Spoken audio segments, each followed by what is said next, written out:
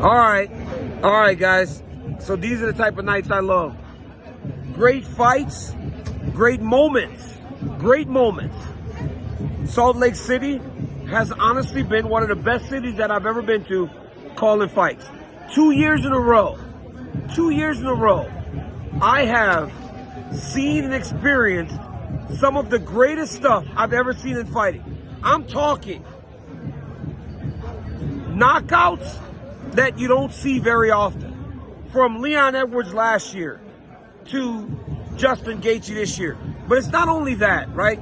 It's about the intensity, the knowledge, the excitement of the crowd. I'm talking about a fan base that shows up from fight number one. Guys, there were 10,000 people in here at the very start of the night. Guys, Salt Lake City shows out. And Salt Lake showed out for one of the better fight cards you'll ever get. I'm talking about a fight card of 11 fights that had two decisions. Some big performances, but none bigger than Justin Gaethje. You know, Justin Gaethje for a long time has been a guy that is known as a fun fighter. He's always been fun, but at times he could be a bit reckless. Well, he's not as reckless anymore. And I don't quite understand how Justin Gaethje, even today, is still winning bonuses. And tonight he might get another bonus, but being much more calm in his approach to fighting. He starts fighting Dustin Poirier. First round, he's fighting beautifully. He gets hurt in the first round. He doesn't go crazy. He takes his time. He resets. I haven't looked at the scorecards yet, but he might have won the first round.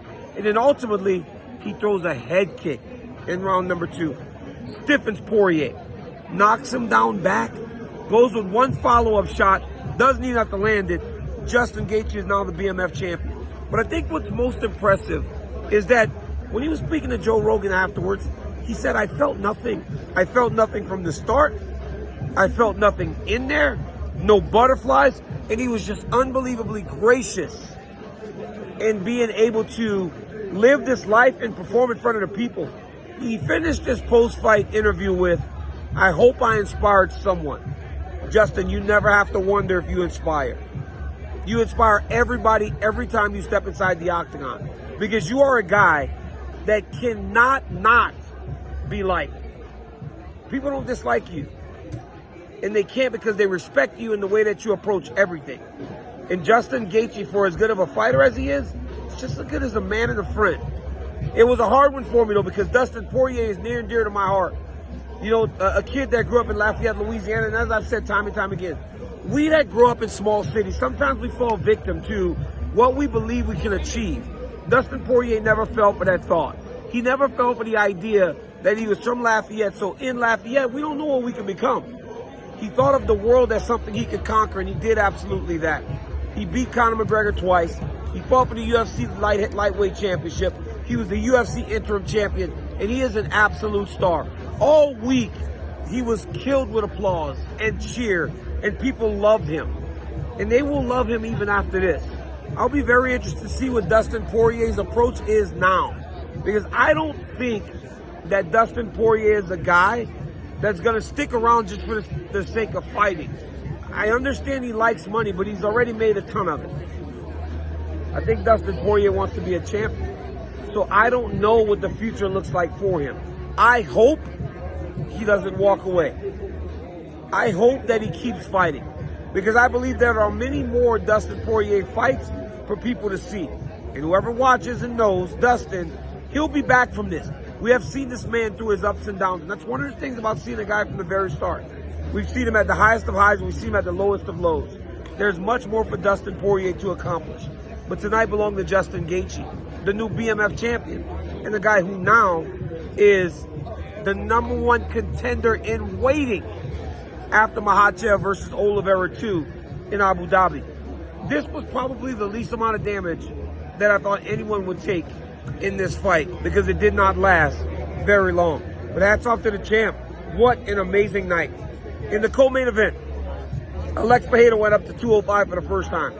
And the fight started bad for him. He got taken down very early against Jan Blachowicz. but he was able to withstand it. And I think what was most impressive about Alex Pereira was the fact that he was able to defend takedowns and defend his back even when he was dry. He was very, very dry early, got taken down early, and was able to withstand that. And Jan Blachowicz, to his credit, has won. Let me take a look at this. Guys, it's not like Blachowicz has no submission skills. Jan Blachowicz, to his credit, has won 9 wins by submission. And the vast majority of those wins are by rear naked choke.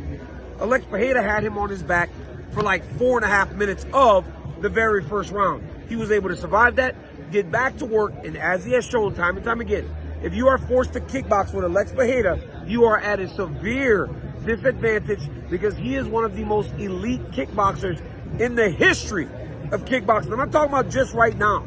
He's one of the best in the history of kickboxing. He does it time and time again, and he is as impressive as anyone that we've seen come. And he's made as big an impact as we've seen for a long time. The way he was received tonight, guys, was the welcoming of a champion or someone that's been to the top of the sport. Alex Pereira deserved the applause, and he deserves his flowers for beating Jan Blachowicz, and the Jan Blachowicz that was prepared to earn another championship opportunity. Hats off to the former champion, Poatan, as he moves into what will be a championship fight at light heavyweight. And with the right matchup, you could be talking about a guy who in like 3 years will have held the UFC middleweight title and the UFC light heavyweight title.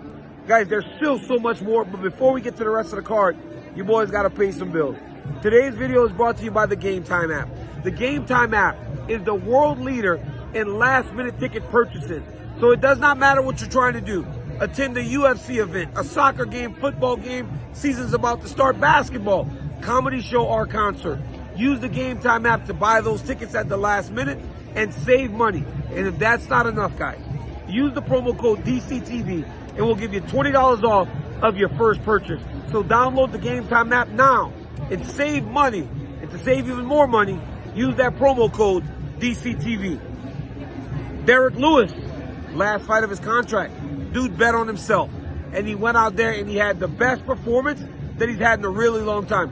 Double knee to start the fight, and it ends Rogerio de Lima in like a minute. It was classic Black Beast. He did a great job recognizing what he needs to do. He had the best post-fight interview either. He took his shorts off, he twerked, he danced, he did it all. Derrick Lewis is fun. He's one of the most fun guys in the UFC for a long time, and showed tonight that he still belongs.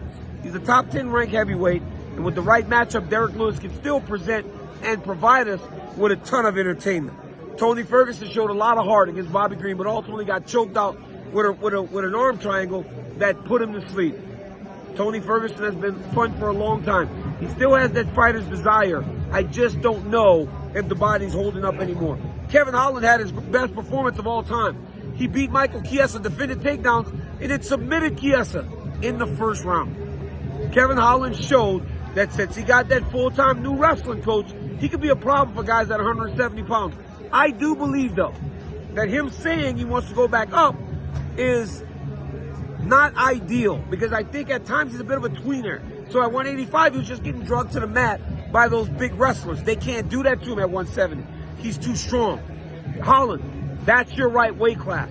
I know it's not fun, but I'm telling you, it will pay dividends because you will be more successful at 170 pounds. Congratulations, my guy. Gabriel Bonfim is the real deal. The amount of prospects at 170 is very interesting. This is a weight class that we're going to be watching for a long time, and these guys will continue to rise up the ranks. But Bonfim tonight showed once again, you put yourself in submission position, he is going to strangle you, and he is going to choke you out. You cannot make a mistake against this young kid. This weight class is tremendous. Hey, Roman Kopylov, head kick, done. Jake Matthews, sub. Uros Medic, spinning back fist, finish. Miranda Maverick, submission. It was a phenomenal fight night from Utah. I'm telling you right now, guys, as I leave you, I'm going to leave you with a picture of the kick and the positioning of Justin Gaethje right next to the pick and the positioning of Leon Edwards. It is almost scary for that to happen 2 times in 2 years in the same building. They got ghosts or something up here. But I tell you, man, these people in Utah, they love their fighting. And it has quickly become one of the best fight cities in the country. They're not spoiled. They show up from fight number one, and it makes for a very fun night. Guys, once again, so good to be able to do this with you and be able to have the best job in the world. Best job in the world. So until next time, like, subscribe. Tell a friend to tell one of their friends that DC's got a YouTube channel. And I'm doing stuff like this, and I'm giving you real inside, exclusive access to the UFC. Hey, look at this video here. It's Colin Cowherd, the guy that owns the volume. He said he came to the UFC for the first time recently. He's been to 3 pay-per-views in a row. Enjoy the boss enjoying the UFC. Later, guys. Peace.